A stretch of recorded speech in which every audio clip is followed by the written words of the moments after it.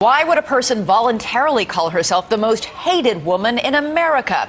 It could have something to do with the 30 aliases she's reportedly used, some 9 different social security numbers, and 14 husbands, as you found out, Chris. That's right. They say she serenaded them with karaoke and hard luck stories, then stole their hearts and bank accounts. But there's something else they say she took, something you can't put a price on. The 9 children she had with some of them. My name is Corey Wynn. I'm Rodney Wegg. Jeffrey Dedeker. Shane Cheeseman. These men have become a unique band of brothers. Military men trained to protect our country from the fiercest enemies abroad. But their bond comes from what happened to them here at home, where as young servicemen they say they faced a surprise adversary, one that all their armor couldn't defend against. Bobby Ann is inherently evil. She's heartless, cold-hearted. She is the devil. Each of these men say they fell prey to the same woman they call a domestic terrorist of the heart. Bobby is definitely a woman without a conscience. She's pretty much destroyed, my finances, my life. Bobby stole my dignity. I don't think it'll ever stop. Her alleged trail of broken hearts and empty bank accounts spans nearly 2 decades. So brazen, say the victims, that catching Bobby Ann Finley has become one woman's obsession. Con artist, professional, intelligent. I don't think she's mental. I think she knows exactly what she's doing. Former Lance Corporal Corey Wynn says he learned that lesson the hard way. He says as soon as he met Bobby Ann, she impressed him with her trademark seduction. It happened back in 2004 when he was just a 21-year-old Marine based in Southern California. He remembers Bobby Ann coming on strong at a Denny's restaurant with a story of her rich military pedigree. When she starts out, it's like, I'm the daughter of General Zinni. That's right, Anthony Zinni, the retired 4-star general. Corey says Bobby Ann also tells him she's estranged from her parents and that her sister was murdered by the Green River serial killer. And there was more. She tells me she's pregnant from a rape. She didn't believe in abortion. She wanted to keep the baby, things like that. And I'm feeling a lot of sympathy for her and stuff like this. And Bobby Ann doesn't just say she's famous. She also claims she's rich. Corey says she tells him her grandfather was an heir to the Wrangler jean fortune and left her $750,000 in his will. But there's a catch. She needs to be married by her 29th birthday, which is just months away. She tells me that there's a way I could help her out with all this stuff, by getting married. Her apparent sincerity wins him over. I really started to care for her, deeply. I was the rescuer. I was trying to help somebody in a really bad situation. She played on that really well. They marry after just 2 weeks and open a bank account together. I just thought it was one of those things that you did. I just, that when you got married, you got to share a checking account.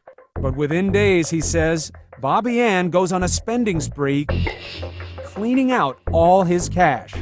I would see bounce checks here and here and here, and I'm starting to get a lot of negative hits on my account, on our account that we had.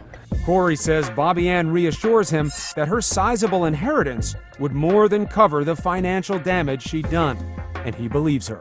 It's like, okay, we're going to have a family, we're going to have a nice place because she's supposed to get some money. Little did Corey know he was not alone. Just 5 months earlier and 1,300 miles away in Texas, former Army reservist Rodney Wegg had also fallen for a charming, down-to-earth gal with a tale of fortune and woe. Wegg was a medic stationed at Fort Sam Houston when one night at a San Antonio karaoke bar, he was introduced to a big-voiced Bobby Ann Finley. She was a fun person. She had a line for everything. She's real witty, real funny, bubbly personality, somebody you like to be around. Rodney says he fell for a different version of Bobby Ann's hard luck story. This time, she was a divorced mother whose ex-husband kidnapped her children. On top of that, she was doting and vulnerable and tells Rodney he's the man of her dreams. She would come over and she would, make these lavish meals, cook all this food, clean, the perfect little good housekeeping housewife. Just 2 weeks after they meet, Rodney introduces his new girlfriend to his parents. Katie Wegg is Rodney's mother, and right from the start, she is not impressed. I just didn't trust her. I don't know what it was. I have to say, my son believed her. My ex-husband believed her. They both thought I was being, I guess paranoid. So she starts to quiz Bobby Ann. I said, well, have you been married before? Well, yes, once. Well, do you have any children? Yes, I have 2. Well, where are your children? Oh, well, my ex-husband, he went AWOL from the Navy, and he kidnapped my kids. And I'm like, oh, really? She didn't seem like damaged by it at all. No. And I said, then why aren't you in Washington State looking for your kids?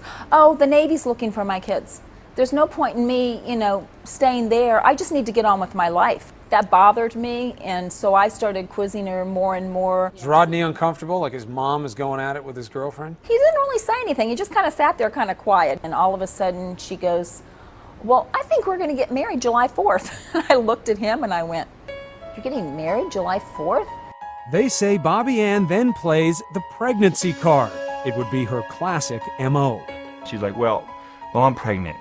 And I was like, oh, really? I was like, we barely, we haven't been with each other but 2 weeks. And yet he too is soon on the marriage path. Bobby Ann starts planning the wedding, shopping for flowers, meeting with photographers, even tasting wedding cakes. But Rodney soon notices money is missing from his bank account.